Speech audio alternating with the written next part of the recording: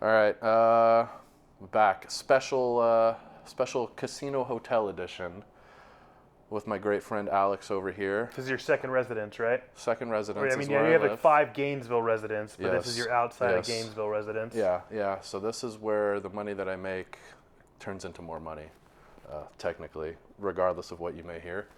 Alex doesn't gamble. Lauren, I've been sure of it. So That's right. yeah, just on businesses, and that's what we're going to talk about, from being poor to not so poor. That's not what we've talked about so far in the previous episodes, minus real estate, but that's kind of the premise of this is kind of people like Alex basically come from a nothing situation, and I mean nothing situation, and making it themselves the hard way. So we'll start meeting a lot of people who have had journeys like this, how they got out of it, a lot of downs, and hopefully a lot of ups, and they probably won't be on this podcast if there's not a lot of ups. Nobody wants to hear it. Yeah, nobody wants to hear All it. straight downers and shit. Yeah. So yeah, we'll have some depression episodes maybe, and really get those going. Well, I heard clips from your fucking first episode. You got deep with shit. So Yeah. does this podcast have a name? It's called All on Black Podcast. All on Black. Okay. All on Black Podcast. That's when you put the things and you're like, I'm just going all in. Yeah. All right. So that's going all in. Also, I have done that in life. An Alkaline in general. Trio song. Oh yes, there you go. Yep. So we've got a couple different meanings, and yeah, just basically shoving all of your chips in. Got a lot of meanings. I'm okay with names, you know. American Barbell Club. You do a trademark search first. I just looked it up. There honestly might have been another one, and it was like you know what it is. If it's a small one, I'm sorry for you. Fuck but off. Yeah, it's not going to matter. You off Yeah, not going to matter. Won't pay you off. But yeah, so we'll go with Alex's origin story, and his villain arc is what we're going to talk about, basically. Dude, you know what's fucking crazy? I was showing my wife the house that I grew up in Pensacola. And it last sold after my mom's ex-husband, who was my stepdad, piece of shit motherfucker, sold it after we had moved, then never paid my mom the rest of what it was worth. But it sold in 2012 last. We left Pensacola in 2007. Sold for fucking $105,000. My cars are worth more than that. Nice. Pretty crazy. Yeah. Pretty crazy, the origin and how things can change and flip. But man, like, where the fuck do I even begin? You know what? Something else that's crazy that I thought about talking on here. It's like, my dad wasn't in my life at all, right? My mom got remarried when I was like 4 or 5. But what's crazy is like what things like run deep in us that are like just inherited genetically that aren't necessarily taught. Like, my dad had to flee the country when I was like 4, right? He was doing bunch of shit that had the FBI coming after him. My aunt, she got arrested, and he left before they could get him. And he didn't come back for 15 years. He left to Venezuela, where he was from. But when I saw my dad again when I was like 14 or whatever, when I went over there, and when I've seen him over the years, it's crazy how much can be inherited, and I'm grateful for that, because so many of the things, even though he wasn't there to like give me anything in my life, was never present. So many of like how I function, so much of my business side of things inherently just were from him. Yeah. You know, like, he was always a hustler and always figuring his way out, and it wasn't always the best way, and sometimes it got him into trouble. And even now, him living in Venezuela, one of the worst countries, you know, to make it in, it's like he's making it. Yeah. You know? But yeah, I mean, I guess that was kind of a segue to the beginning of origins, you know. So my mom, dad, they were there. We went from, I guess I was born into a decent situation, you know. My dad was doing whatever he was doing for money while also being a car salesman and whatever it was. And then fast forward to 4 years into my life, he just disappeared, left the country, went to Venezuela, and my mom's on her own, and we're living in Miami, and she meets a new guy. And within 6 months, she got remarried. And we moved to Pensacola. Nice. Beautiful place. In its ways, it actually is. That's some fucking really nice beaches and shit like that, but it's very fucking white trash too. Yep. You know? I'm Hispanic. Like I said, my dad fucking, you know, went off to Venezuela. That's where my mom's from, my dad's from. I didn't even know what Hispanic was till I moved back to Miami, because there's none of that in Pensacola. Yeah. You know? Wondering why you got a nice brown tan all the time? Yeah, exactly. It's like, oh, okay. But that makes sense now when I went to Venezuela for the first time when I was 14 or whatever. But yeah, we moved to Pensacola, and that's where just fucking, that period of life was intense. Remarried to a crazy motherfucker.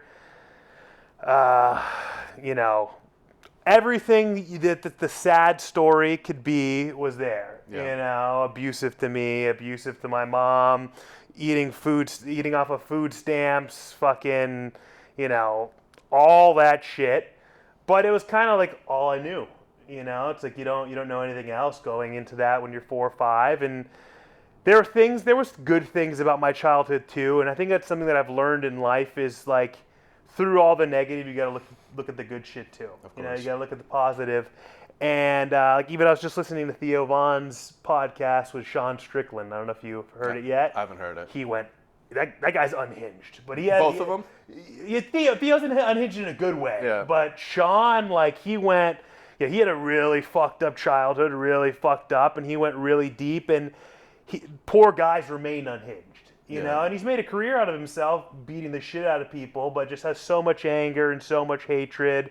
And I think something that's important to break out of that, if you're not someone like that can still make it in that way, but make it in such an unhappy way, is you look at, both ends of it. Yeah. So there was positives in my upbringing too, like growing up in a small town and having neighborhood friends and being able to go out and whatever the fuck it was. But there was a lot of fucking shit. And it's crazy because even from the youngest age I can remember, besides, poverty and not having anything, my whole upbringing a lot of it was rooted on fear because my family was super religious, so everything I did, you're going to go to fucking hell, you're going to, this, that, and the other.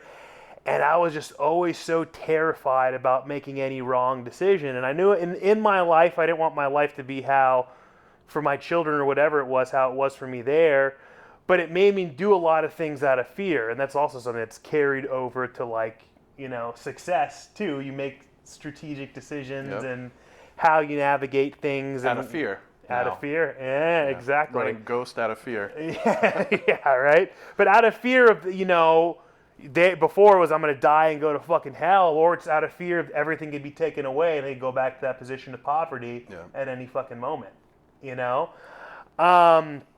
So, pros and cons, and from the earliest age that I can remember, I always had the knack to turn nothing into something, in the neighborhood, whether it was I got a fucking pack of shitty Pokemon cards, I'd get 100 cards out of the 2 cards that I had that were worth nothing, and again, those are some of the things that I think are super inherent. And I know this is hearing people's stories, but also the story of success and building to success. I think a lot of that is either you have it or you don't. Yeah. Well, I think a lot of that probably comes from necessity, right? Yeah. I was talking about this with my friend Austin here yesterday, where it's just some people will be doing business and they can just let it go because they got something else. They got their parents they can call, uncles they can call, maybe something secure that they can call, or just go live with their parents or something, where it's when you come out of necessity, you don't have the option. And that's the same thing with me. There is no option. There's nobody to call. No one's going to help you out. And even at a young age, growing up the same way, government, food, the whole thing, it was just a necessity. And you did what you had to do. Otherwise, it was just all right, well, we're not having sugar in our Kool-Aid tonight. You know what I mean? So that's it's great. In Pensacola, we got hit by ton of hurricanes in the early 2000s, right? Even side winds, Katrina, Hurricane Ivan, catastrophic damage. We didn't have power for fucking 4 weeks after that. And we got I'm sure you know about the MREs, right? Yeah. They just gave tons and tons and tons of MREs. And even after that, even after we had power and everything, we had months worth of MREs. That's what we lived off for a super fucking long time, But yeah, like you said, doing things out of necessity, but little by little, that was kind of the hole that, we started in Pensacola. And then we got out of it. My mom left that guy. We moved down to Miami.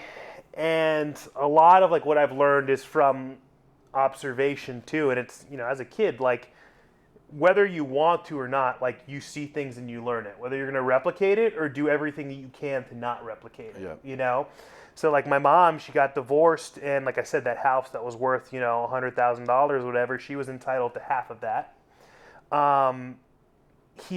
Their ex-husband didn't have that money. He didn't have the $50,000, which was the total of the divorce settlement or whatever.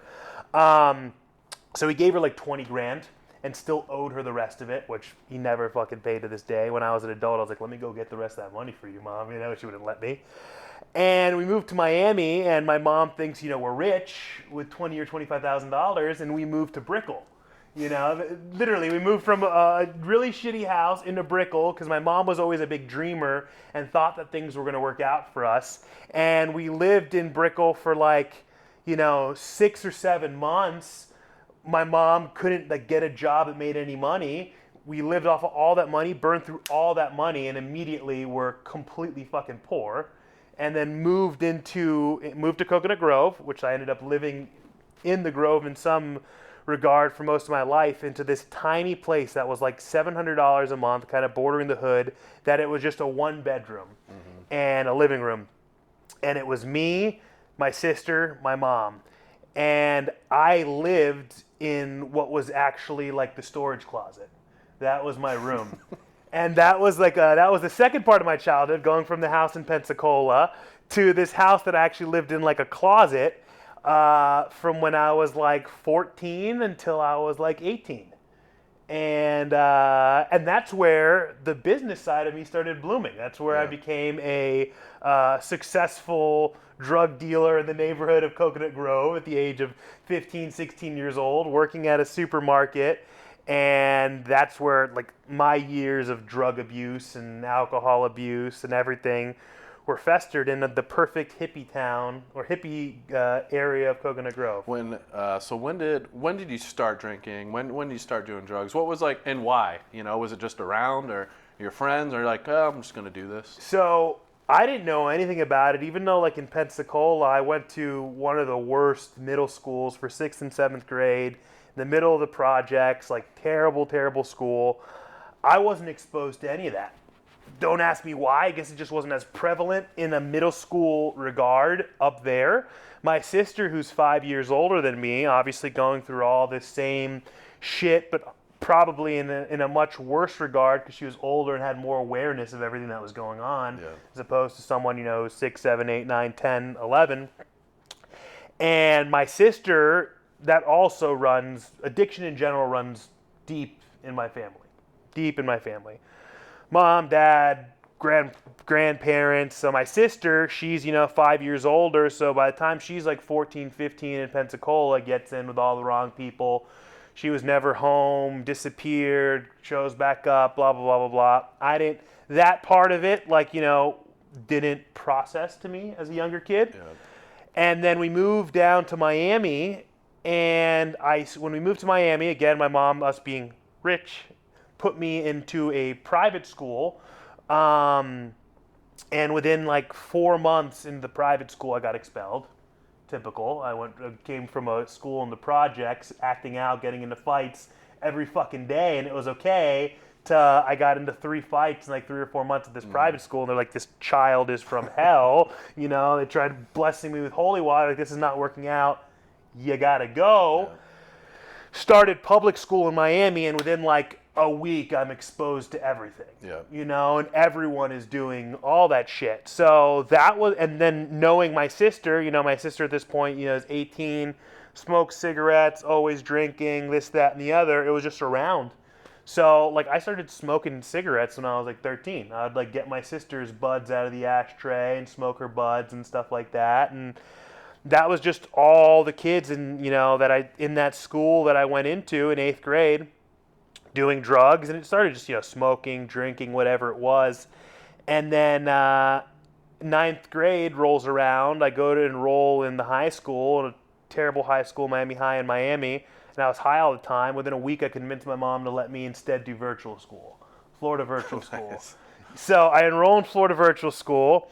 I'm just in the Grove getting high every fucking day, like chilling. I'd like log in the computer here and there. At the time, none of it was regulated well, so I'd just like Google and I'd be able to find some of the test courses and just like put in the answers. 10th grade, we moved to then the Grove, and I'm like, oh, all my friends from before went to this school. I'm gonna try this school. 2 weeks into it, I try going to the school. Fucking hate it. I'm high every day. Can't wake up early. Pull myself out and roll back in virtual school. Fuck off the entire year. You know, I'm just getting high all the time, doing my thing, going to hardcore shows Friday, Saturday, Sunday, living my life at Churchill's, you know, living my best life in that regard. And even through all this period, which is, and then fast forward 11th grade, I try school again. 2 weeks into the school year, I enroll and they're like, you're all, you know, you have 2 credits. We're putting you in 9th grade classes. That was 11th grade. 2 weeks into the school year, a stabbing happens at the school. They shut us down. We can't use our phones. My mom picks me up. I'm like, can I finally? She thought it was me because I was always in trouble and stuff. She's like, I thought you died. I'm like, no, I'm okay. I was like, can I drop out now? She lets me drop out. But through all that time, you know, we're living again, like I said, in this closet of a place. My mom is working like, you know, practically a minimum wage job, whatever it is, jobs wherever she can, odd end jobs. My sister is off, home, not home, off home. Heavily addicted to drugs and alcohol also. And but through all that, even though I didn't have my shit together, I had my shit together in the sense where it's like, I gotta get money, I gotta make money, I gotta provide, you know? So I was the one helping pay a ton of our bills from the time I was, you know, 14, 15, 16 years old. My mom knew what I was doing, but she kind of, you know, wanted to be ignorant to the fact. They were so strict on my sister with everything that she did in Pensacola and then moving to Miami, and she just kept rebelling. My mom just like didn't want to try that again. I pretty much could do whatever I wanted. My place was the place where everyone came, got high, got drunk. They came to buy shit. You know, it was a secluded little street. I'm dealing from there, but it's like I'm making money by any and all fucking means, you know. And but it's funny because with that money, I was always finding ways to make other money. I'd be buying, you know, $4,000 Gibson Les Pauls for like a steal and flipping them and making, you know, $500, making $1,000 off of it. I collected like German imported bongs and like I'd buy them and then like resell them because they were imported for more money and all this shit. So yeah, to answer your question, the drugs and alcohol, they started super early on and festered for a really long time. And even though it was in a really negative place and in a lot of negative ways, the business side of things and the success was always brewing there because I had that poverty from so early on. And then, you know, as soon as I'm a teenager, I'm like, whatever I need to do to get money, I'm going to get it, you know? And that's how I help my family to even do anything, you know? And to this day, even after I got out of all that, you know, it's like, I've stood by that, helping my family, my mom, my everything, but yeah. So high school, did you end up graduating? GED, man? So dropped out in that 11th grade. Funny side story, when I went to actually withdraw out of school, my mom was driving me to work. I worked at a grocery store, Milam's. I had my box of cigarettes in my pocket, however old you are in 11th grade, 17 or whatever the fuck. Because I was going to go to work after. My cigarettes in my pocket. Mom drives me up to school. I go to get out. I go to pull my cigarettes out and put them under the seat. And I'm like, oh no, I'll leave them in my pocket. I was fucking hungover from being on mad bars the night before. Like Xanax was one of my drugs of choice. Always high on Xanax, always depressed and shit like that. And go to school, go try to get withdrawn. They're telling me I have books. I make a huge fucking scene. And remember, this is a week or two after a stabbing. It just happened in the fucking school and the kid fucking died. Yeah. So there's cops everywhere. And cop comes up to me. He's like, oh, what are you doing? I was like, I'm trying to fucking withdraw. He's like, you're making a scene. You need to get out of here. I'm like, oh, fuck you. And he's like, no, you need to leave right now. And I'm like, yeah, all right, whatever. He's like, go that way. I'm like, nah, I'm going fucking that way. And he grabs me like, get your fucking hand off me. Throws me against the wall, starts patting me down. I'm like, oh, fuck. Inside my cigarette box, I had pills, weed, a one-hitter, like all that shit. Because I was going to work, bro. That's what I do when I was at work at the grocery store.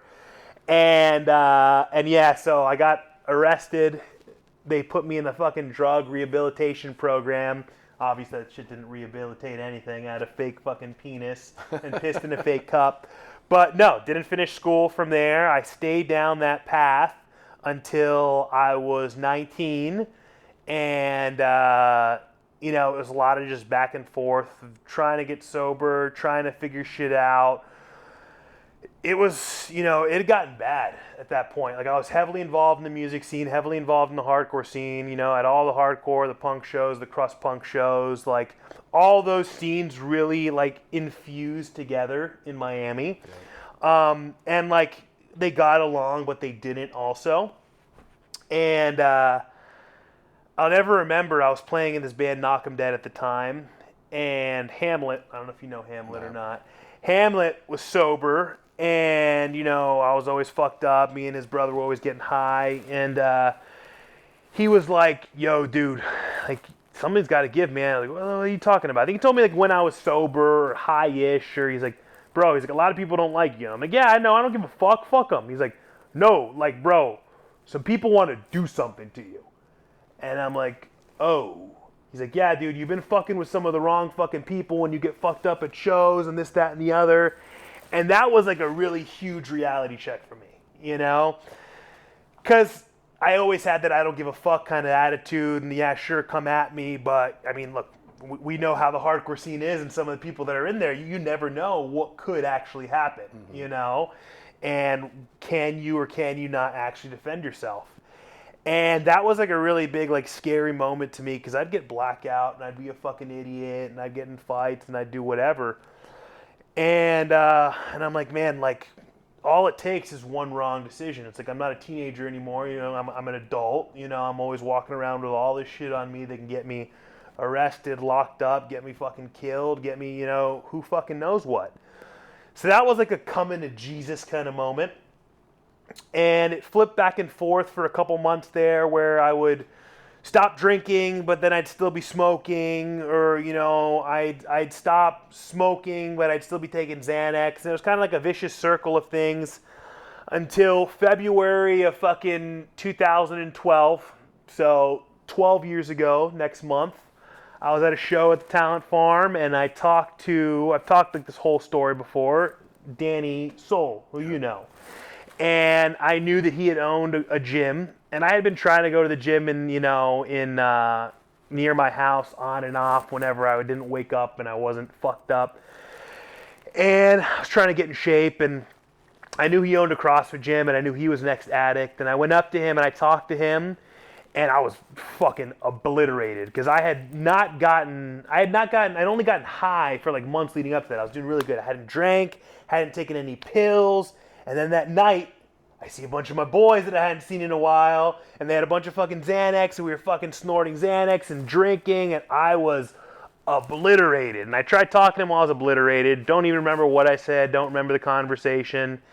And the next day he hits me up. He adds me on Facebook, become Facebook friends. He invites me to go down to his gym, and sober since then. And that's where the fitness journey began. So 12 years of straight edge, man. 12 years of straight edge next month, brother. Yep. And then with every year of straight edge, the bank account also becomes more straight edge and fatter. Oh, fuck yeah. Yep. Fuck yeah. So and then so from there, you started working there at what point at Soul? So like right away, I sign up, commit. I'm there all the time, and dude, I was a fucking 19-year-old kid who worked at. I was still at the grocery store. Yeah, I was still at the fucking grocery store at that time. And it's like, I didn't know what the fuck I was going to do, what the fuck was next, you know? Mm-hmm. I had gone from making minimum wage, $8 an hour at that grocery store, but I was bringing in a lot more money than that doing other things. And I knew right when I got sober, well, I'm not going to keep doing this. I'm not going to keep dealing, because then I'm around it. You know what I mean? I can't be around this. Mm-hmm. That period of getting sober, those first, 3 months were fucking hell. I didn't go to any shows because I was scared to be around it at shows. And it was like it was relearning how to live, but obviously it's like, I'm sober, I'm not going to keep dealing. So that's a huge fucking reality check because I went from being, 16-year-old kid that had more money than anyone, from complete poverty to having, money because of what I was doing to like, okay, well, I can't keep making money like this. So it was a big like, what the fuck? So literally the first thing in sobriety that I find is a gym, and I'm like, I want to do this with my life. This is what I want to do. And like everything that I had done up until this point, anything that I do it fucking all in. I do it fucking big, And I go head to the wall. So I knew instantly within those first couple months, and I told him, I was like, I want to do this. I was a fucking 19-year-old punk ass kid, He's like, all right, well, we'll talk, we'll see. Everyone else at the gym was like, yeah, sure, yeah, right. Everyone wanted to do that. CrossFit was all the phase, all the fad at that time.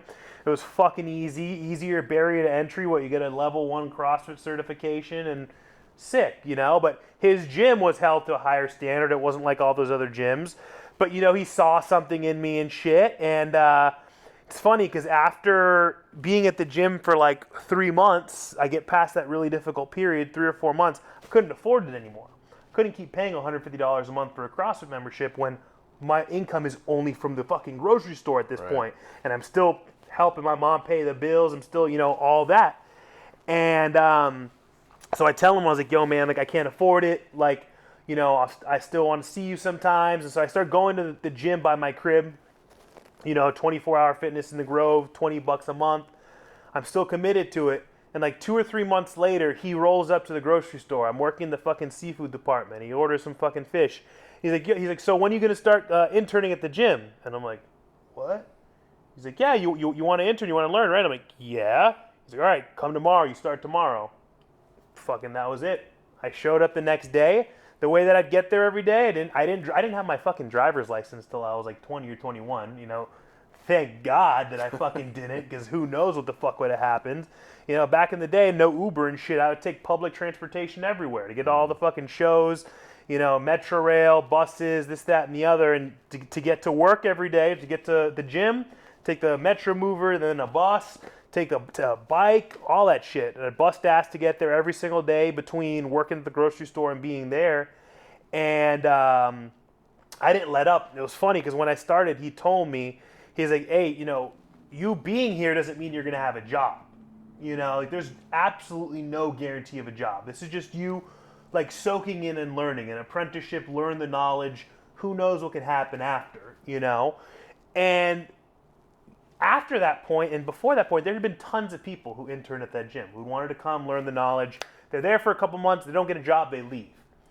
I was there for an entire year before I even started working there. But right off the bat, I still keep my job. I'm still working, making the fucking shit minimum wage. Fuck you, Milems. You didn't take care of your people. But I'm like, I got to figure out ways to make money. So he let me. I was on commission base before I became a coach or anything like that. Signing up members. When someone would sign up, they'd come in. I'd get them signed up. I'd get 10% for the life of their membership. $150 membership, $15 a month. Mm-hmm. Bro, I was stacking those up, selling membership. No one in that gym was selling memberships like that. No one.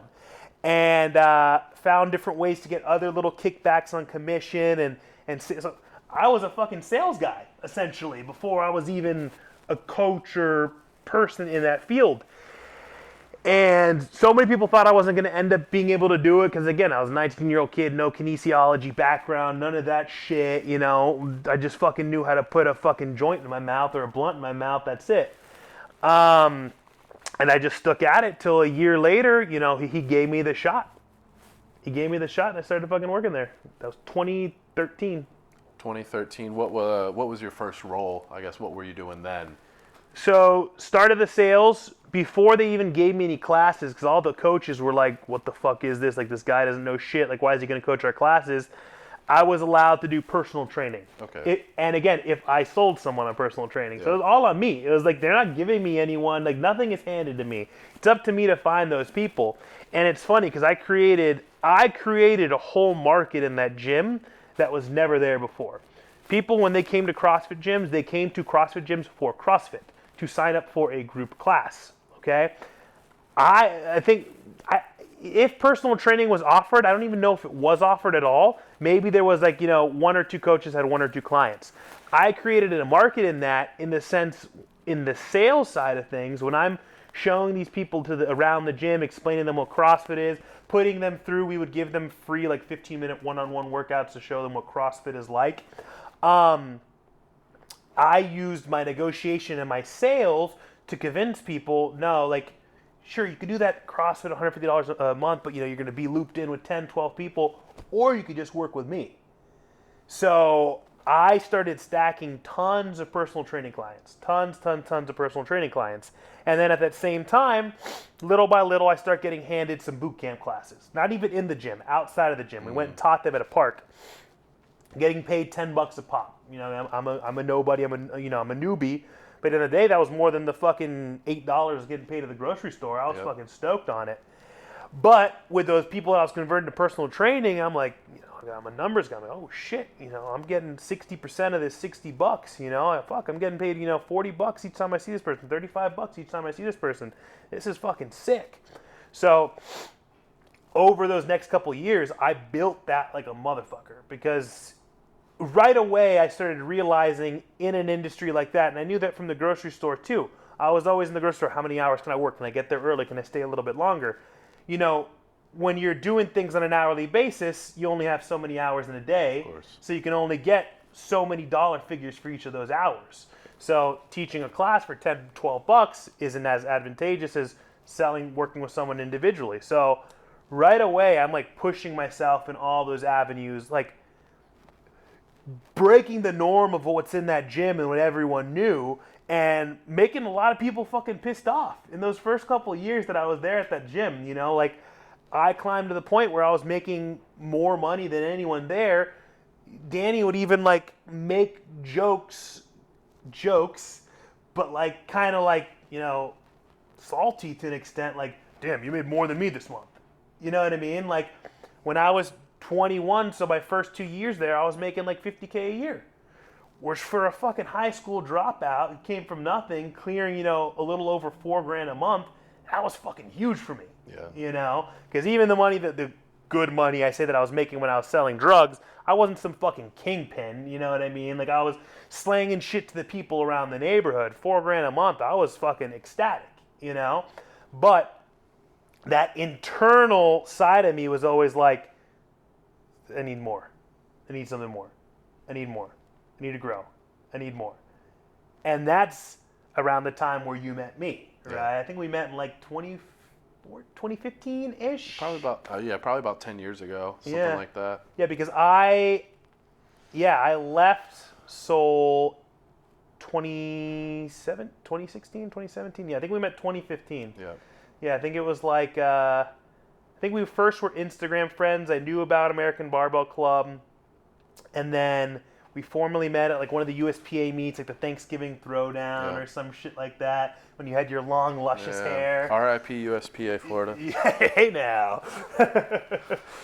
But yeah, man. So that's the first half of the era of kind of being like a clock puncher. Because even through that era of, not working at a grocery store anymore, but that first era of finding my career and finding my kind of future, I still felt like I was a clock puncher because I was getting paid by the hour, although I was still trying to maximize those sales. I convinced early on, I was like, I need to learn as much as I can in the gym industry. So they were paying me for office hours, learning things on the fucking computer, whatever bullshit, just because I wanted extra money, but I also wanted the extra knowledge. But I was still that clock puncher. And it's like you can only get so far as a clock puncher, right? Do you remember like what was your best month during that time? Did you have a month where you're like, holy shit, like this was a lot of money, like this month, I think there was a couple months, my last like year, so this would be like 2014, probably 2015, because I'm pretty sure I left early 2017 or 2016.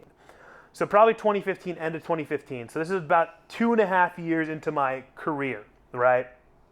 I already had my powerlifting club there. I had started a powerlifting club. Fucking Battle of the Bay 2016, I took 30 people to the meet, and all these people like Jaffe and Wong that I don't know that well, but they're a bit older than me. They're like, who the fuck is this young ass 21-year-old kid with 30 people behind him? He's coaching in powerlifting. But again, that wasn't making me a tons of money, but it was just those long hours, man. Getting in the gym at 6 a.m., closing the gym at 8:30 p.m. for the clients. I remember there was a couple months that I made like $6,000, and I was like, it's fucking nuts, man. $5-6 for a 21-year-old kid working for someone else, knowing that I'm making more money than the person I'm working for, and they're saying it as a joke, but with slightly salty undertones, because I'm busting my fucking ass and I'm doing whatever I can by any and all fucking means to maximize what I can. Yeah. It was just constant, just up, gotta go. And where I started realizing I was at a standstill, because I'm like, okay, then my negotiation tactics come in. Hey, I need to get paid more per class. Hey, I need to get da-da-da-da-da-da. And I'm pushing, and there was really no give, And another funny side story, I just finally got a C8, Yep. After having 3 Porsches over the last 3.5 years, and before that having the C7, and big car guy as you are. Yep. But the car that I had before the C7, my first nice car I got, because when I finally got my license when I was like 20, I drove my grandma's car until it literally fell apart, till the wheels and the axle broke off. And this is at that point where I'm making like $50,000 a year. I'm like 21 or something like that. I'm like, I'm gonna buy myself a car. Like I'm still at this point.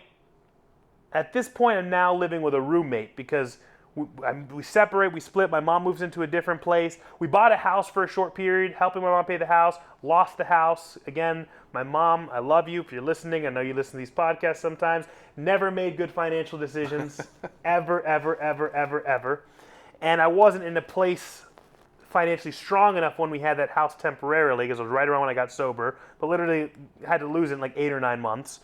But when we lost it, we couldn't find somewhere that would facilitate all of us, so I moved in with a roommate, and driving my grandma's car breaks down, and I'm like, I'm going to treat myself, my rent's really low, I'm saving money, I'm stacking money, that fear fund, right, like we always have from early on. You put that money aside, you don't fucking spend it, you don't live lavishly or foolishly, and I go and I buy myself a fucking brand new Camaro RS, right?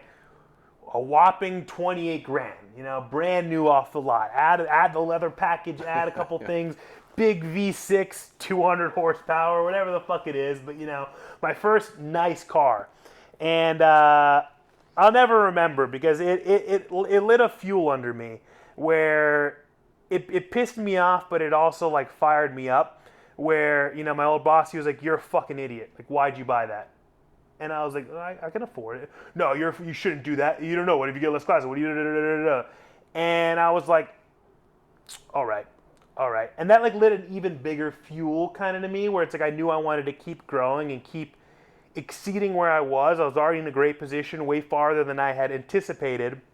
But with each like extra notch that I've kind of achieved, it's just like it came full circle. Again, when I was at the dealership where I just got my C8, was the same dealership where I got that Camaro 10 years ago, And it was like such a nice full circle moment. Now, I bought that C8 cash, you know what I mean? From going financing a $28,000 car 10 years ago to now buying a $100,000 car cash.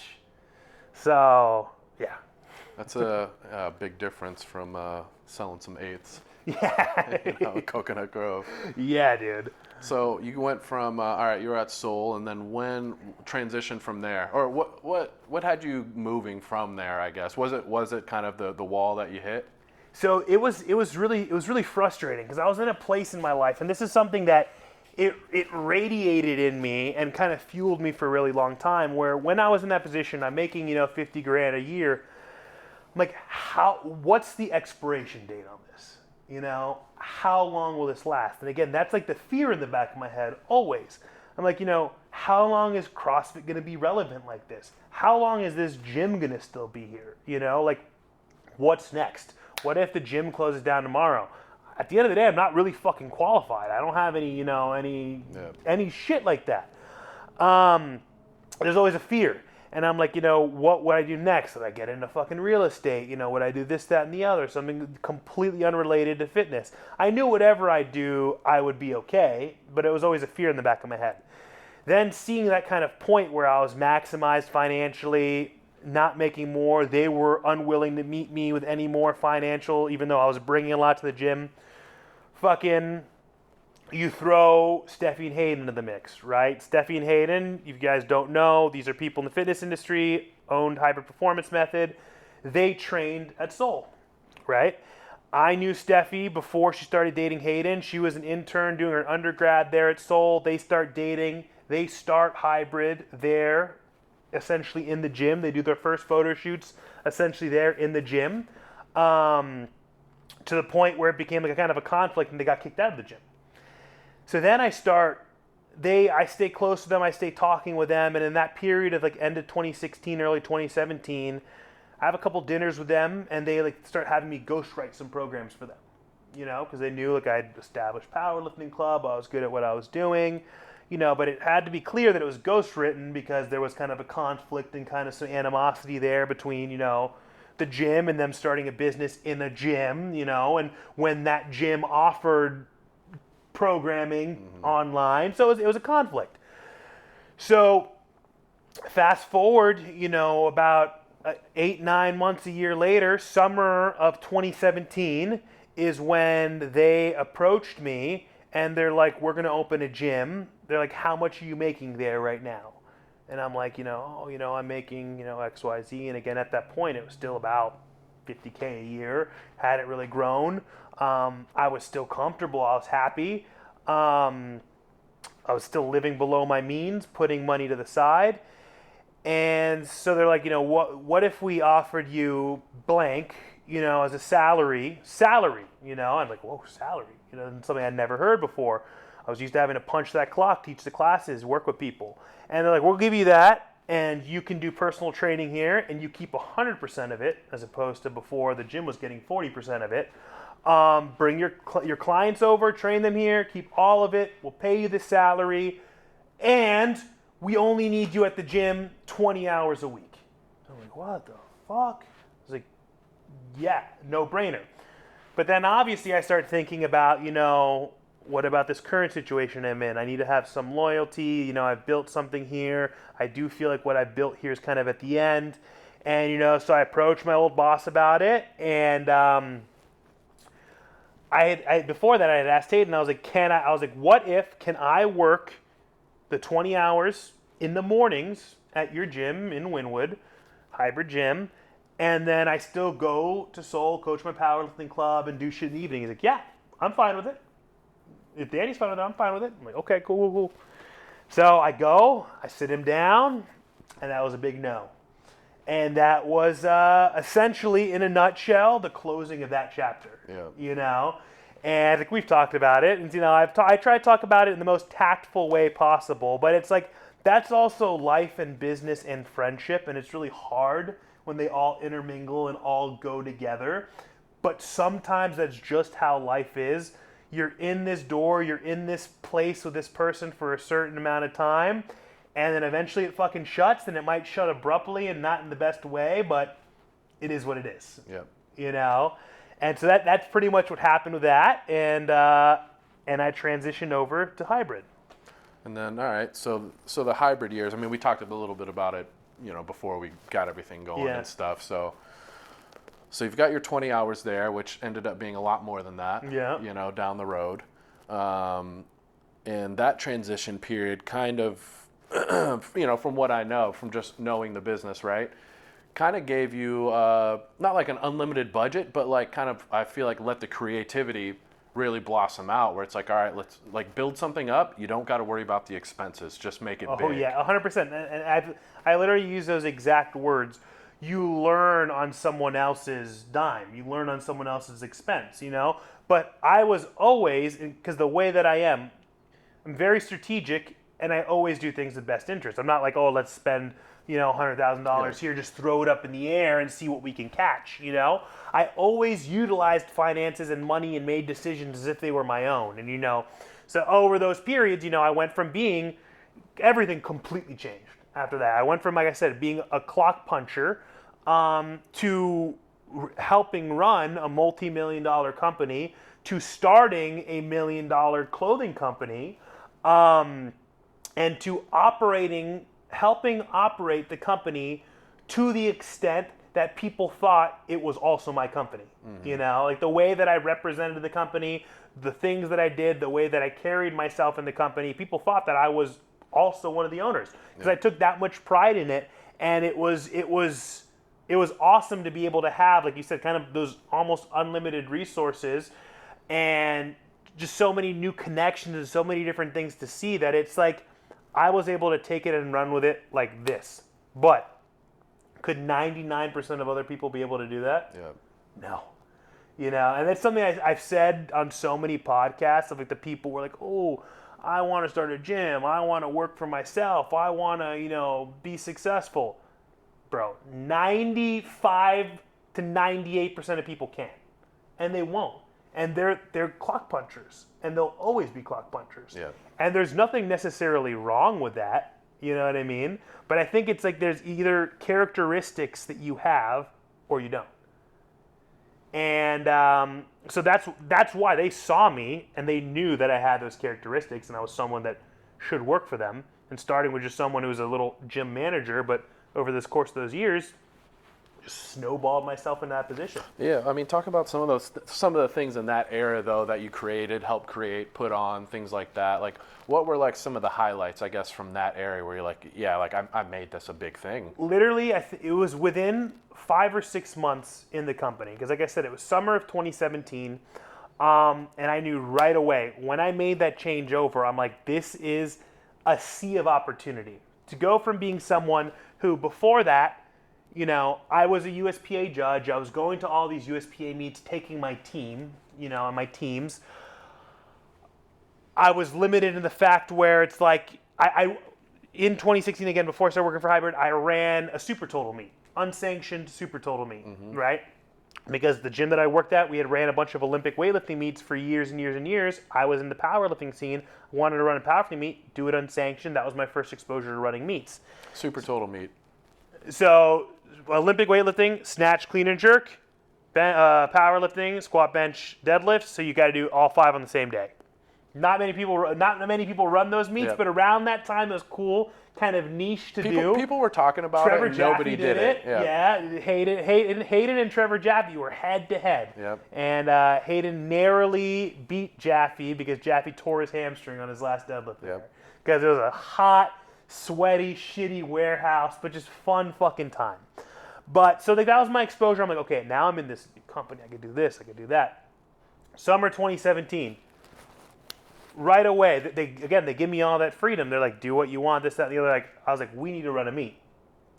So that's when the first Hybrid Showdown was born, right? I call Richard Fika, Florida USPA.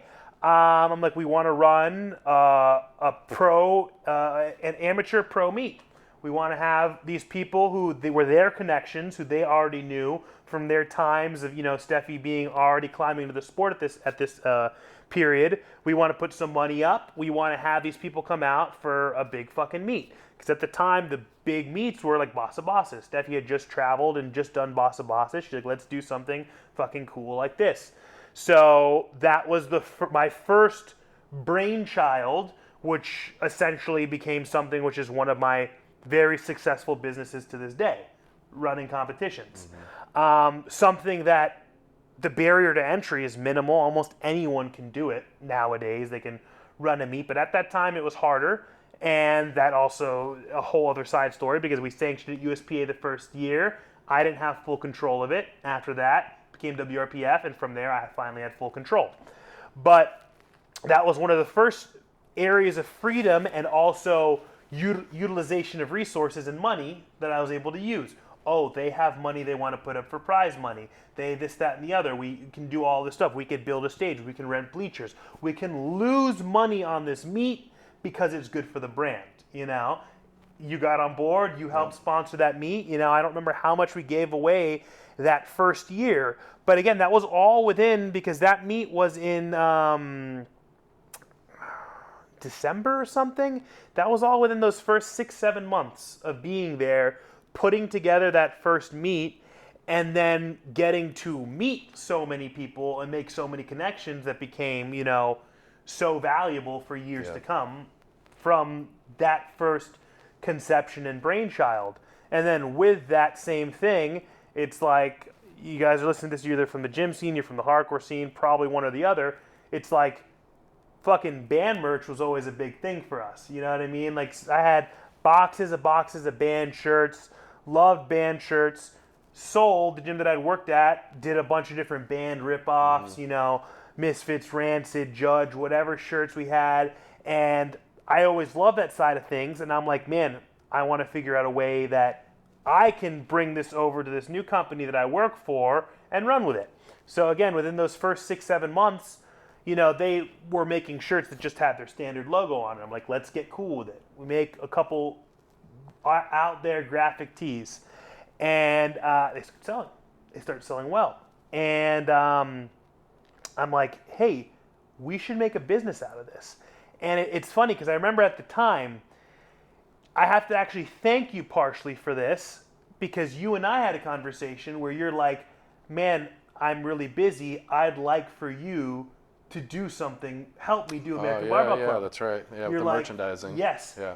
And I'm like, yeah, fuck yeah, I love American Barbell Club. But, of course, what do I have to do? I have to bring it to my bosses. And they're like, oh, we don't think that's a good use of your time and resources. You work for us, da-da-da-da-da-da. And they're like, why don't you do that for us? Start a merch line for Hybrid. And I'm like, okay, yeah, I can do that. So that ultimately is what, because we had done like a shirt or two, but we hadn't called it like its own thing. Right. It was on the training website. You know, you could buy it at the gym. You could buy it on our training website. I was manually taking in the post office and shipping them. We didn't have any fancy shipping account, nothing like that. They're like, what if we turn it into an actual thing? And I'm like, say less, done. You give me the reins. I'm going to run with it. And that's where a lot of my time and energy started, and my creativity started going, you know, because running the gym, it's like, you know, it doesn't take a whole lot, you know, and helping run the online company, helping write programs. I'd been doing that for years. That was kind of, you know, just second nature. So getting to have now this essentially, it's like a whole different career, you know, completely different, but ties into this field, and getting to take it and run with it. And so we established it as its own thing. We started doing merch drops. And we closed out like 2018, you know, in like, you know, $500,000-$600,000 in sales. Something huge.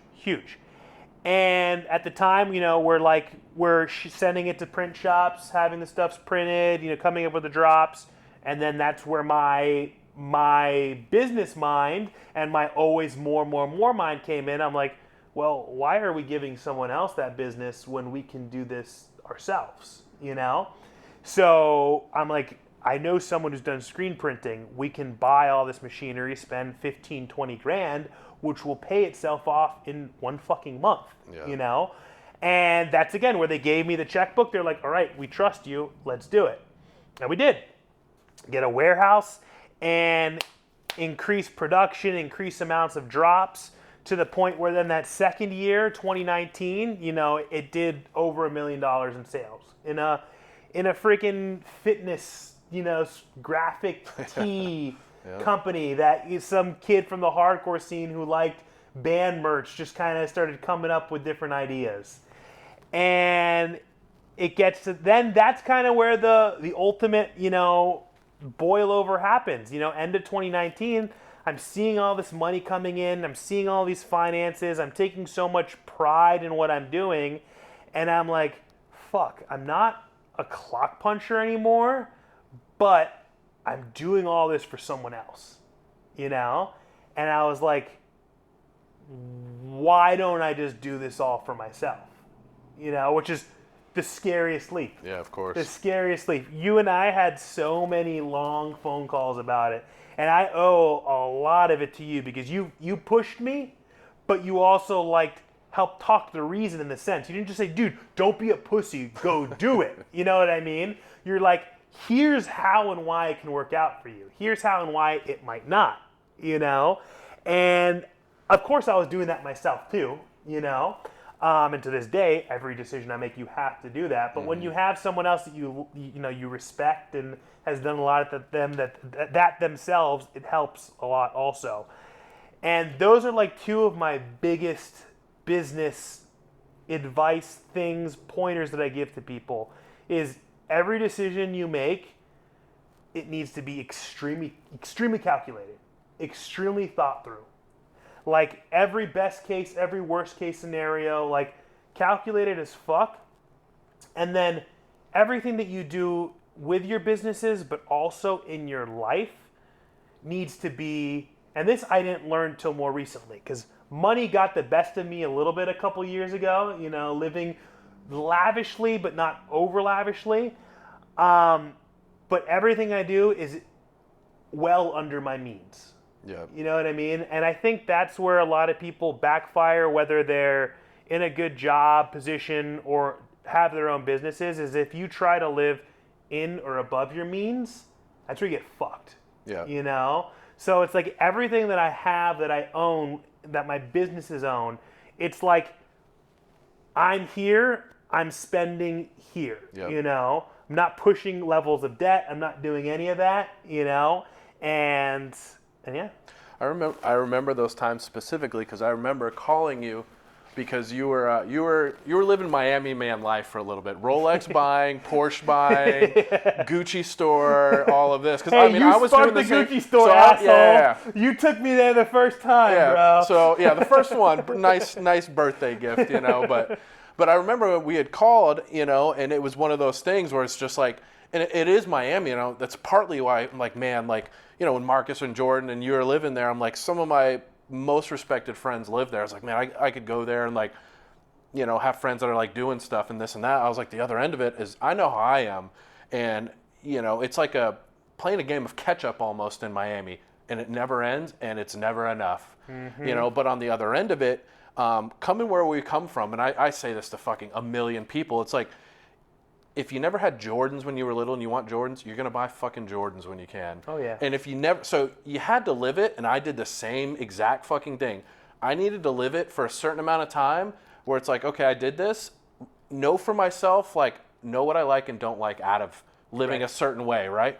I know now, like, I can, you know, I went to fucking Ukraine for 6 months and I slept on a floor. Like, I know that I don't need some insane house, but I like having a nice house. Yep. One thing I won't bend on is like, I just like flying first class because I don't want to be treated like a fucking dickhead. Yeah. And that's one thing that I've stuck with. And I think you're the opposite. I don't think you fly that way a lot just because, yeah. And we've talked about that. But there's certain things with making money where it's just like, all right, these things I want to maintain, these other things just kind of don't matter. Yep. You know, so, but it's something you have to, I don't maybe not have to do, but I talked about it on one of my other podcasts where it's like a lot of people talk about like, I would never buy a Porsche. I would never pay cash for a CA. I would never do this. I would never do that. And I'll say it again where it's like, well, you don't have the capability to buy a Corvette cash. So who are you to say what someone does or doesn't do, you know? And I still maintain that feeling to where like, you're able to do a lot. And I feel like I'm able to do a lot. And it's just now you limit it and you're like, okay, pretty exactly what you said. I know what I'm bringing in, I know what I'm spending, and I can do something with the rest of this, you know. And there's going to be a certain point in time probably, you know, with Ghost or the brand or wherever, where it's just like, okay, this is making enough. I can hire another Alex. I'm just going to go make another company, and just now I've just tripled my income, you know, from buying my own time back. So, yeah, we've both lived it.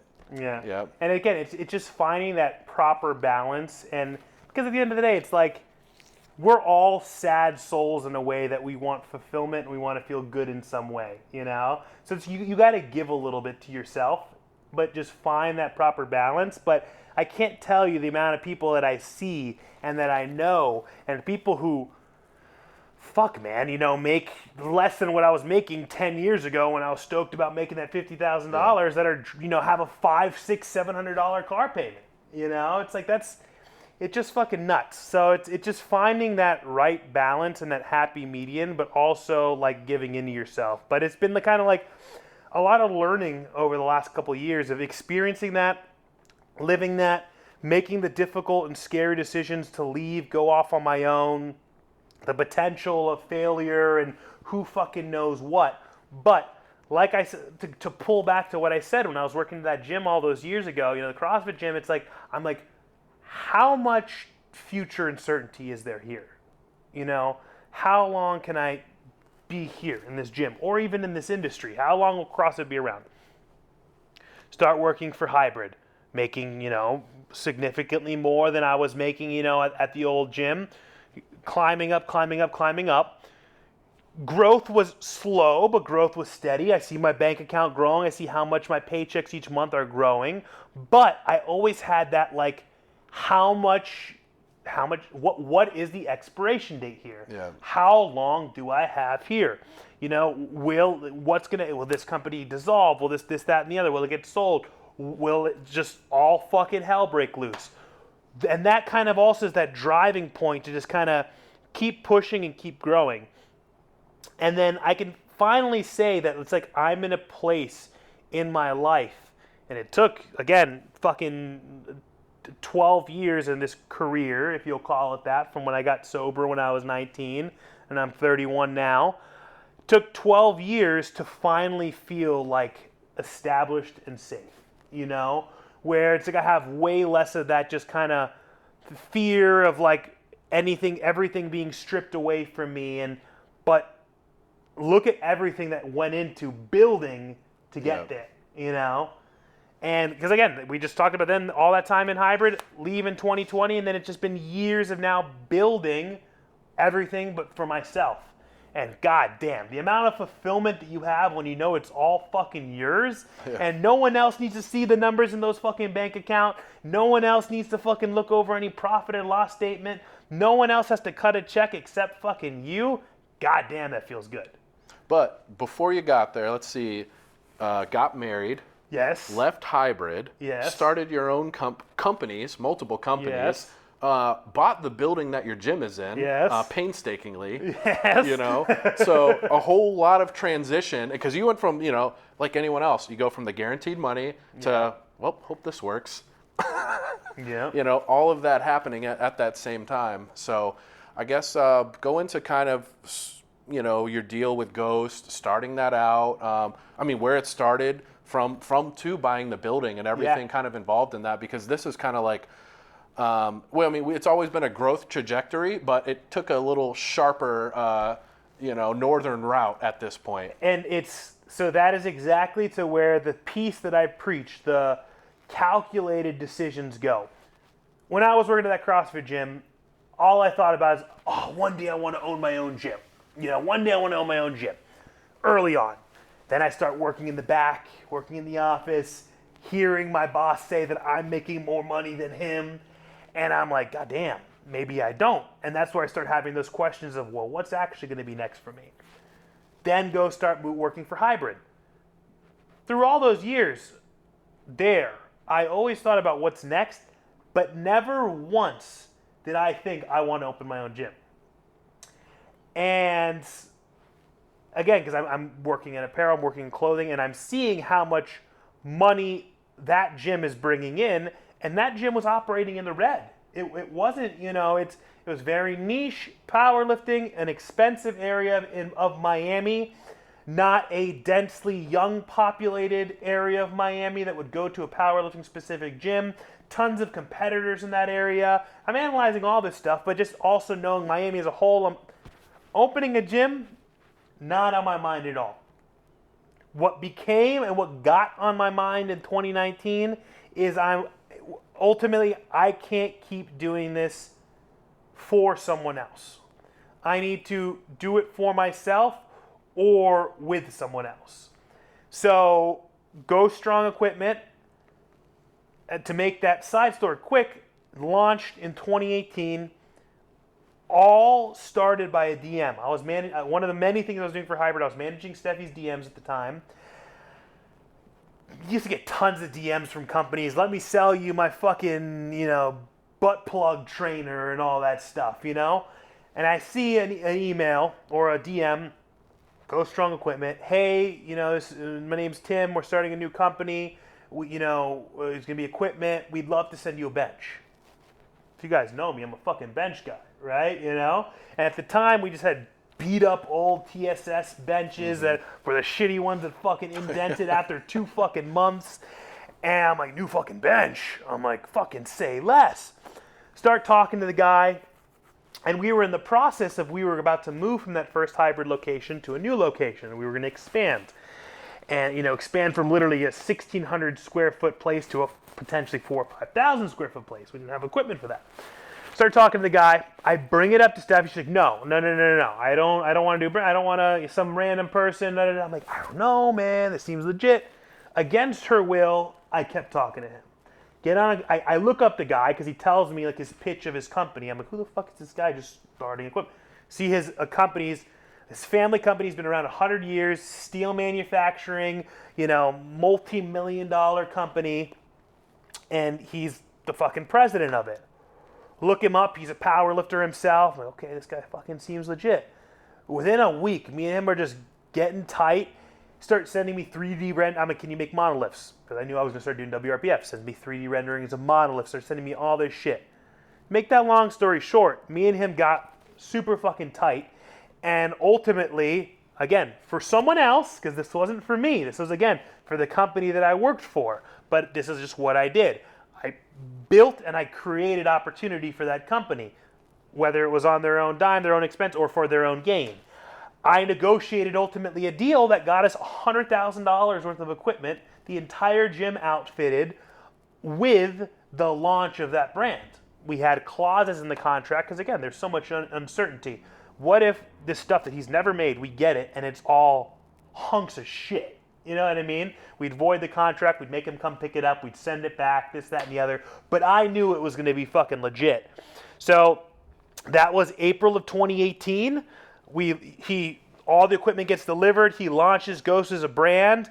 Ghost equipment blows up like a motherfucker, right? Next thing you know, it's at the fucking tribute meet. It's at all these different meets because he's just doing things right, getting into all these different doors. But it all started with our conversation and him launching with us, the company that I worked for. And at the end of the day, me and him were, we were tight. We stayed tight over the years. When I bought my house, he made me a combo rack for my garage and shit like that. Anytime, I had any issues, business advice, just like you, I'd give him a call. We were always really cool. At the end of 2019, December 2019, it was either December 2019 or the first week of January 2020. I told him, I was like, man, I don't think I can keep doing this all for someone else. I need to do my own things. I'm like, the Ghost brand, I fucking love it. I was like, you've blown up the equipment. I was like, there's a huge missed opportunity not doing merch. I was like, look at what I've done. I was like, I can do this again for us. And I was like, and we can open a gym. The thing that I said I would never want to do, but this was all extremely strategic because to just make a nutshell without telling all of our businesses in and outs, I was the majority partner.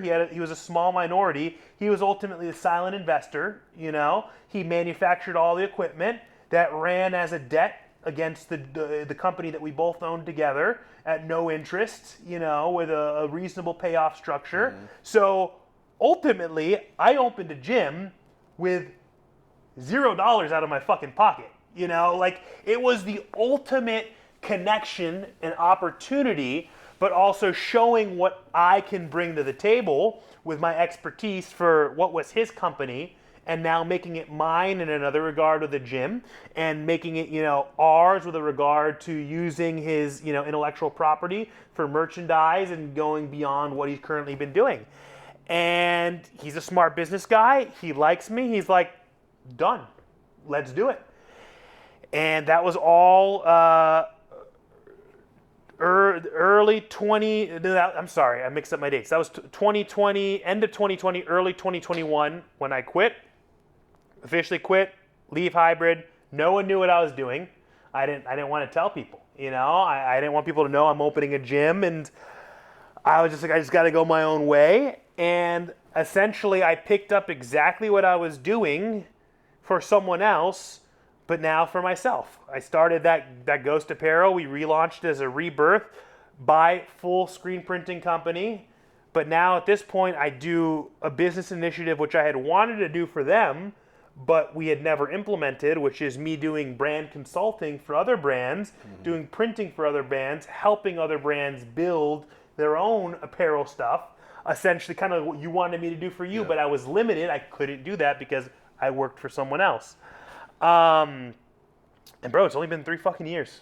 It's only been 3 years from that early 2021 to when I quit. Start looking for properties. That's a whole fucking 45-minute long story. Go from going to rent a commercial, a warehouse. Originally, the gym was going to be a hardcore, just, you know, like ABC style in the hood powerlifting gym that was also going to facilitate the merchandising and the printing and this, that, and the other. Got royally fucked, lost, you know, 10, 20 grand. Again, calculated, didn't have to lose my own money. Huge. Unheard of to an extent. Unless you have a good strategic partner and you're able to show everything you're able to bring to the table, right?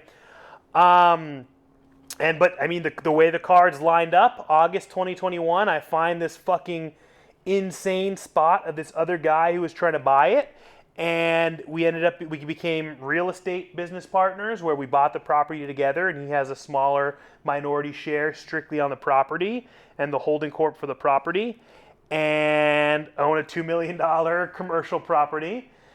And the gym it's grown from there. It went from, like we were talking about off camera, you know, I had to completely redevelop everything. At first I think I'm going to have a $5,000 or $6,000 a month warehouse that also facilitates merchandising and stuff like that, to now having a $17,000 a month mortgage payment plus a $4,000 association because it's a fucking condo, plus, you know, all that shit. But the gym still being able to pivot and thrive in its uniqueness. The Ghost blew up, the clothing blew up. My partner decided in May 2022, so a year and a half ago, he wanted out. So I bought him out, and that's where ultimately it was, you know, he was a silent partner at the end of the day. He was a support and financial backing, and ultimately gave the name. And he just didn't want to be involved anymore, so he blessed me with continuing the legacy. And at the end of the day, it's so much more refreshing because even though I didn't work for someone else, having a partner is okay, but having 100% of something is so much fucking better, you know? Yeah, so talk about that. You mentioned your payment, so I guess talk about that payment change and maybe hard lesson learned with commercial real estate with that one. I mean, you did what you had to do to get the asset, which is always number one, but, you know, you did it with a little bit extra stress maybe. Yeah. So this is one of my, wasn't as calculated or wasn't as foreseen, but this also wasn't, this same thing fucked over so many people. Yeah, of course. And if you are not a business person, investor, or anything, all you know of it is as inflation, right? So August 2021, we find the property. We're on a month-to-month lease with the owner of it. He refused to sign a lease. He just wanted to sell it. He didn't want the asset anymore. The guy who I was buying it with, originally, he was supposed to be getting the financing, and we had a great loan locked in. His partner, because it was two of them and me, the way that it was going to be split up. And it was going to be 50-50. The two of them 50, me 50 on the property. And last minute, his partner, because he was having to buy it under his law firm and shit like that, like some like different shit that he didn't feel comfortable with in the financing at the final hour in December. So 4 months into the gym being open, right? After I first lose the place that I was in, now I find this amazing place, August 2021. We're going through buying it on a month-to-month rent, affordable month-to-month that we know, even though it's way above my business plan. Now we're at $12,500 a month, you know, with all in what we're paying the landlord at the time. December of 2021, 3 days before my birthday, my partner, he's like, bro, my boy, he's pulling out. He doesn't want to do it. And I'm like, you're fucking kidding me. I'm going to now have to remove my gym? Like what, this guy's not going to sign a lease. Like, what am I going to do? I'm not qualified. You know, these are new businesses. Yeah. These are new LLCs that are incorporated. I have my own training brand that's been incorporated for years, but incorporated enough to get a $2 million loan. So I started fucking bugging out, calling. Finally, the same banker, it was because they were trying to get an SBA 504, right?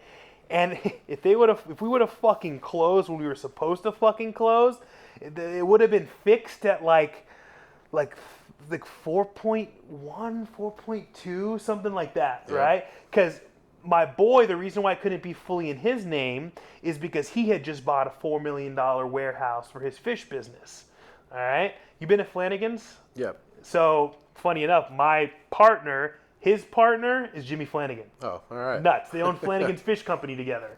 So he had just gotten a fat loan, so he couldn't be the main. So I'm scrambling, talking to bankers. I'm like, whatever fucking takes. Look, I got money in the bank for down payment, like whatever.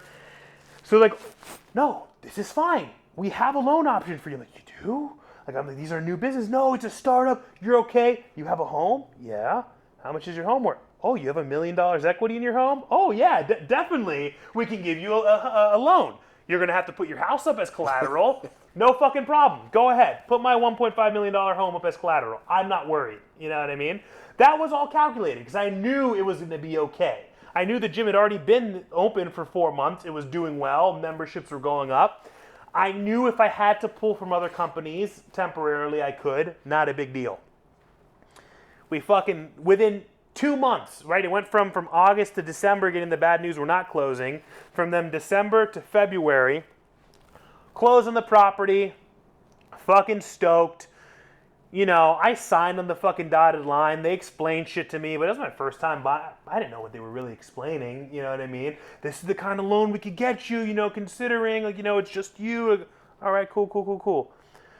Fucking close. My first mortgage payment comes in, 11.2. Like, oh, this is fantastic. All right, I was paying 12.5 before. Oh, okay, my association fees are $2,000, so I'm at 13.2. Not a big deal. 11.2 mortgage. All right. Fucking March closes out, like a month and a half into it. This is all in 2022. If you look at the rates. Oh, yeah. Because they have quarterly, and I start calling these people, I'm like, what the fuck? My payment just went up $2,500. Oh, yeah, because the fucking, the prime rate just went up 0.75 of a point. It went up 0.75. I'm like, what the fuck does that mean? You have a variable interest rate. I'm like, what? So payment went up from 11.2. I think the first increase was like to 13.8. And I'm like, all right, okay. I have the money. We keep paying it. Fucking next quarter closes, goes up to like 15.5. Like, what the fuck? Oh, yeah, another 3/4 increase. So this was all through 2022. Each quarter, it went up 0.75 of a point. And then all last year, each quarter, it kept going. Each quarter, it went up 0.25 point, right? So my mortgage payment started at 11.3, and now it's 17.5. So $6,200 that are literally being a matchlet to it. Yep. That entire first 18 months the gym was open, I didn't take a single penny. I didn't pay myself a salary. I kept reinvesting into the gym, buying more equipment, spent 20 grand redoing my bathrooms. Yeah. I found that outlet of like liking nice things, but now doing it for my businesses. You know what I mean? Like fucking whatever I want to do, buy this fancy piece of equipment, buy this, that, and the other. I get that outlet of buying shit out as an expense and doing it for the business. But yeah, it was a huge shocker watching those increases, and also a huge learning lesson because I'm very fortunate that the gym was just consistently growing, and it's in a super high income area of Miami that I have a ton of high-end clientele, that it's not a bunch of shitbag powerlifters paying the rent. You know, that the majority of my members are Gen Pop people who are paying $120 to $150 a month for a membership. So I was able to facilitate that. But that was like an ultimate, like, although things were calculated, I never fucking calculated that because I never knew any better. Let's say so $6,000, $72,000 one year. $6,000 a the month. total Basically. that's the increase. I looked at my end of the year Right. after the first year, paid like $110,000 in interest last year. So let's say 2 years, $220,000, right? In the extra Yeah. on the property, but since you bought it to now, like, what do you think the value is now compared to buying it? So I bought Comparatively. definitely. I bought it at 1.9 easily. It's hard to know with that market, and it's because how things are rapidly changing, right? Like probably 2.5, 2.6 if I was to guess. So you're still not lost money. And at the end of the day, what would happen if I didn't own it? I'd be paying a landlord money that is just a lighter going to it. Yeah. You know what I mean? It doesn't. At the end of the day, it doesn't fucking matter.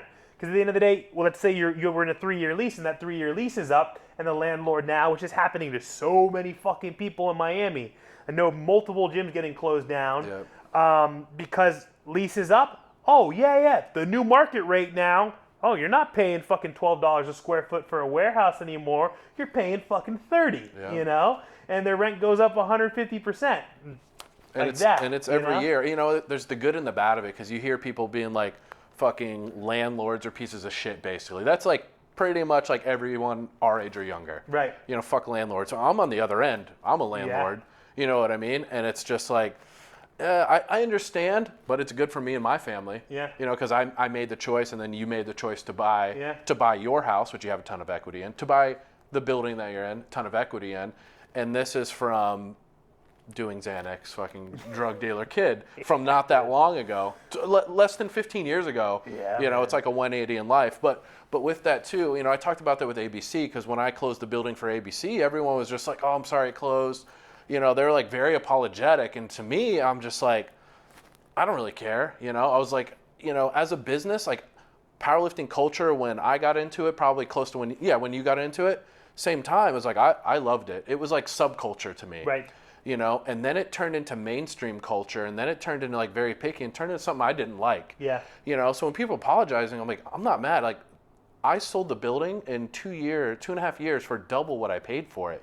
Yeah. But at that same time, it wasn't $1 out of my pocket to pay this mortgage for the payment. I did a 504 loan too, and those you don't know, 504 loan, it's 10% down if you're moving into the building that you're operating out of, which is like, that's so fucking cheap for a commercial loan, guaranteed. I think it's 25 years 25, they do the SBA loan on. And it's like, how can you beat that? How, when you're starting a business, why would you not do that? And so doing that and making the money from the building. So you have a business that pays for the asset. The asset's appreciating as this entity that you created is paying that bill. It's not like you're out there at a job, having to be like, oh, I gotta pay my rent every month, going to nothing. And so you created this business that now pays the asset of your commercial building, pays the asset of the home you live in, and then also lets you live your life. And it's hilarious. Exactly what you just said is this complete opposite of my mentality on it, because you, again, your hands are in different business ventures, real estate, this, that, and the other, but pretty much everything I do is riding on powerlifting to a large extent. So for me, that flip that we've both seen has also what's helped flip my mentality of how much future is there in this, to now, oh, fuck yeah, this is making it a more and more successful career because my meets are bigger and bigger. I can run more and more fucking meets per year, My gym's going to grow more and more powerlifters besides just Gen Pop people. More and more people are going to buy my merchandise. So for me, it was something that I was like, I was all for the change, although it's like complete opposite of the hardcore mentality and like how we feel about hardcore, where I was like, you know what? For me, from a business perspective, because it can be so fruitful in so many ways, fuck yeah, no gatekeeping. Make hardcore fucking for all, or powerlifting for all these fucking people, Because it's what has been able to grow it to the position where I'm able to do all those fucking things. Because if it was still super underground hardcore subculture, I wouldn't be able to do things on this scale and make the amount of money that I make on the scale that I do in something that's so subculture. Well, I mean, that's what's happening to hardcore right now. You know, before it was just like you were doing good if you were making $1,000 a night. Right. You know, now there's like, you know, because my company, like me and the King of Florida, Josh, we book shows in Tampa. You know, we only do door deals, but we've had bands come through that I hadn't heard of that it's $10,000. Oh, shit. You know, and I'm just like, man, these are like 22, 23-year-old kids making 7 to 10 grand a night, doing half that in merch a night. You know, to where like hardcore is a business now. Right. Hardcore or powerlifting is a business now, and they're real money making businesses. You know, the guys that are running the fest throughout the country, those are 6-figure incomes just off of one fest. Mm-hmm. You know, so I understand it. You know, and I get it, and I'm proud of you for turning it into that. And just like I said, for me, I just it was like a mental escape, like getting out of the military, mental escape, going to the gym. And that was something I enjoyed. And when it turned into something I didn't enjoy, you know, it was hard to turn it off, you know. So it's just like, oh, like I can be done with that, move on to the next thing. But kind of like how you took your steps moving on to the next things, right? Where it's like, all right, well, that wasn't enjoyable, but where can I make money? What can I do? And then for me, like I talked about a million times already, like I found real estate.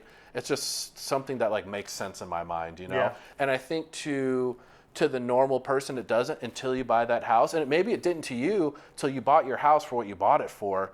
And then you're just like, yeah, and I don't have to do anything. And now it's worth a whole lot more than what I bought it for. Exactly. But I tell people, I was like, you do it one time, you see that. But imagine now if you had 5, 10, 20. Like, do that equity times 10 and 20, and then see what that looks like. And they're like, yeah, that's a lot of money. I'm like, yeah, I fucking know, you know? And that was pretty much what the whole last podcast was about. You know, if those people are comfortable doing what I talked about doing, there's no reason like anyone can't do that. It's just pretty much what you said. People aren't wired that way. You know, they aren't wired to like go from that guaranteed salary to jumping into a business they're creating out of literally a spark of an idea, Right. and then turning into like a life-changing thing, because they do want the clock punching. I talked about on your podcast when I went on yours, where, you know, you have friends, I have friends where they've got their 9 to 5, right? And they're okay with it, and they're okay with just going to the bar after, and that's their thing, and that's their life. And that is sanity to them. They need that structure. They need to be told, or they want to be told what to do every day. You know, and I said it before, I was like, there's part of me where it's like, I understand that. I get it, because the day-to-day stress, being an entrepreneur, self-employed, it never goes away. Morning to night doesn't go away. Mm-hmm. You know, my ex-wife's dad, he worked at the hospital just installing TVs. That's what he did, made 75 grand a year, whatever he made.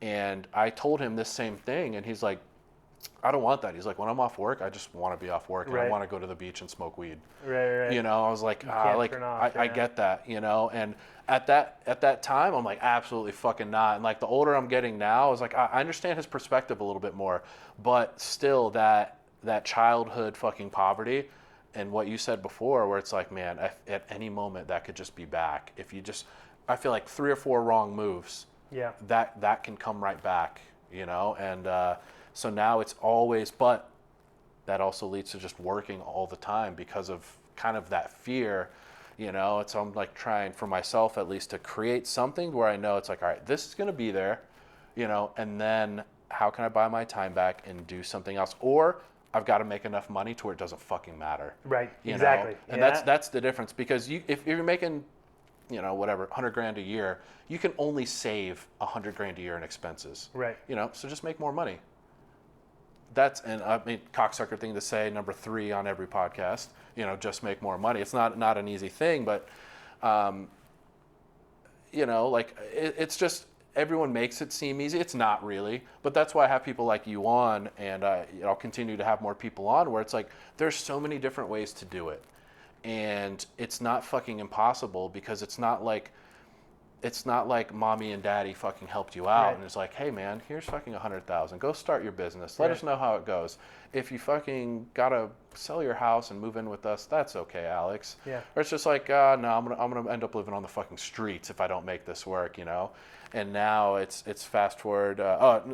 Separate topic, but you know, when I hear people talk about saving money, and they're glad they don't have kids, right? They're like, oh, like kids are so expensive. I like to keep my money. I was like, man, how many fucking broke people are there to where you can't afford to have a kid? Right. You know, it's just like, if you're broke, just say it. don't be like, oh, I want to keep my money so I don't have kids. I'm like, man, you guys fucking suck. Yep. That's like a very influencer thing to say, of just like, oh, I want my freedom, I want this and this and that. I'm like, the way I think about it now, and you being a dad too, where it's like, when I'm 70 years old, I'm not gonna remember a lot of the shit I did, to be honest, because I remember a lot of the shit I did now. Same. But when I've got my kids there and their grandkids, and you've got family around until the day you fucking die, and what better in life is there? Yep. And so it's be like, yeah, I went to fucking, I don't know, I went to New York City fucking 30 times over my life. Or tell me about time 22 with your fucking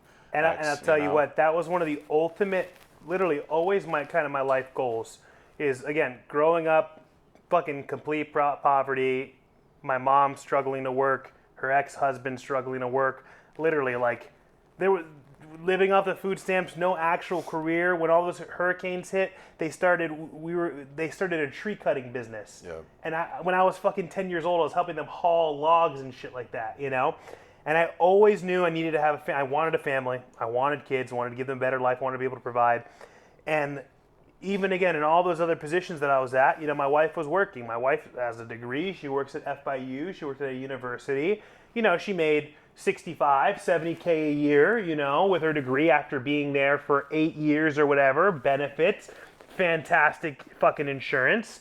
My goal was always like, no, I don't want her to have to do that. And after she had our kid, after she had Dom in April 2021, she had, all of her maternity time built up. She used it all. And then 2022, she's out of time. Like, you're not going back to work, And she fucking doesn't work. And it's like that, to me, and then that might not be everyone's fucking perspective, but it's like, that's an ultimate goal when you're able to do that and fully provide for your family. Because like you said, if you have the mentality of like, what's next, what's the future, like this influencer bullshit, you looking hot as fucking sexy on Instagram and making money on it is only going to last so fucking long. What happens when you don't look like that, when you're not strong and you can't perform like that anymore, and and no one wants to fucking have a kid with you, or you're too old and infertile to have a fucking kid, and then now you're fucking 45, 50 years old punching a clock and your life fucking blows, So literally, it's like I've been able to live out my fucking dream. And, to my wife, just being able to focus on our kid and fucking provide for them. And it's crazy how things can come full circle, man. But not everyone can fucking do it. Not everyone can fucking do it. So what's future for you? What would you say, like the next 5 years or so? Is it another gym, brand expansion?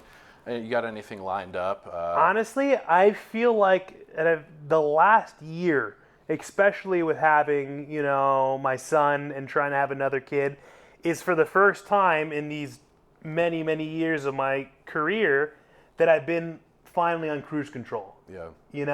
That I'm not hitting the gas anymore, like needing to add something to my plate and this, that, and the other. I'm on cruise control, if anything, fucking backing off and slowing down a little bit, because things have built into such an amazing position, so quickly and so rapidly, and just the amount of fulfillment that I have from being a dad and all that, it's taken away some of that fulfillment that I need in other areas. So honestly, it's cruise control. Keep watching my babies organically fucking grow, my businesses and my fucking baby. Having a second gym a year ago, the first 12, 15 months of the gym, when I saw how well it was doing, even with the rising interest rate, I was like, I'm going to open a second location in the next 1 or 2 years. I don't know if that's in the cards anymore, because just from multiple perspectives, could I do it in, again, another high income area of Miami, pull in a lot of general population people, make it profitable like the current location is, which again, having a very profitable gym is difficult, but I pulled it off. Could I do it again? I think I can. But where I don't like it is where I feel like it will take away some of the specialness of what my gym currently is. Mm-hmm. The areas that I have in mind where I'd move it to, that would just mean that large people, because I have kids who drive 45 minutes to an hour to train at my gym, because there's nothing like it. They'll then just go there instead, and it will split the cultures, and it will split some of that kind of specialness away. So I don't know. I don't know if that's in the cards, but right now it's fucking cruise control and sustaining things because they've grown fucking beautifully, and I just wanted to stay there. All right. Well, you want to give any of last words, I guess, advice, anything like that of value that, I mean, it's a culmination of almost 15 years, and probably the majority of it at this point, trying to make it, and then the last few years, don't want to say made it, but there. Yeah, I've had, since leaving hybrid and stuff, I had multiple entrepreneurs or wantrepreneurs reach out to me and ask me I want to take the step. Like I said, everything you do has to be very fucking calculated. You have to make sure what's the worst case scenario, what's the possible case scenario, what's the best case scenario, and rely on the worst. Yep. And are you okay with the worst case scenario, the absolute worst case scenario happening? Then proceed and hope for the best, and see what happens.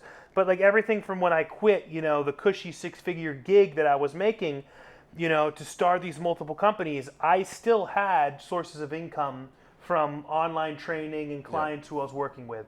And my wife still had a job and a career. So it was not there's so many people who have asked me for this advice, but they're like, I'm going to have to quit my job and go all in. But it's okay. I have 20 grand saved. Don't fucking do it. Do not fucking do it, Try to establish things with wherever you are in your career or whatever you're doing, whatever you're wanting to do, whether it's in the fucking fitness field or something related. Keep doing what you're doing. See if there's a market. And just don't fucking rely on being a goddamn fucking influencer. Don't rely on your brand identity being you. Literally what you and I were talking about off the fucking camera. If you have to rely on your brand identity being you, you're going to get fucked eventually. Yep. You know what I mean? Having Ghost, my ex-partner was able to create a legacy, and I'm able to keep that legacy going with all the different things that I've done. My pro meets that I've been running for fucking 7 years. It's a legacy, something that can keep running.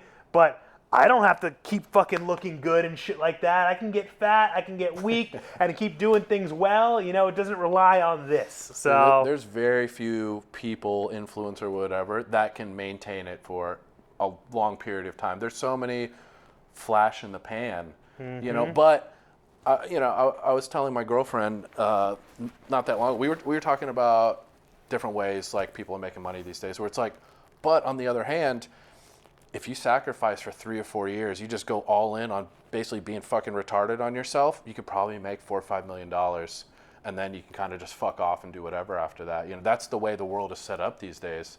But the amount of people that are willing to do that, probably very slim. And then the ones that, because everything is so cyclical, you age out.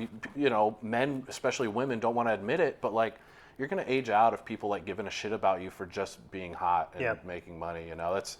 That's not the answer. And then it's the women, we talk about them, I don't know what it is now, in powerlifting, where it's you want to take these steroids to do this and that. It's you're changing yourself forever, and you might make a couple $100,000 in 5 years in powerlifting, maybe. Yeah. And then you get nothing out of it. So I think that's pretty solid advice for everyone. Yeah, man. To not depend on it. So, all right, this is my man Alex, Ghost Gym Miami. Thank you, everybody. Thanks for listening, dudes.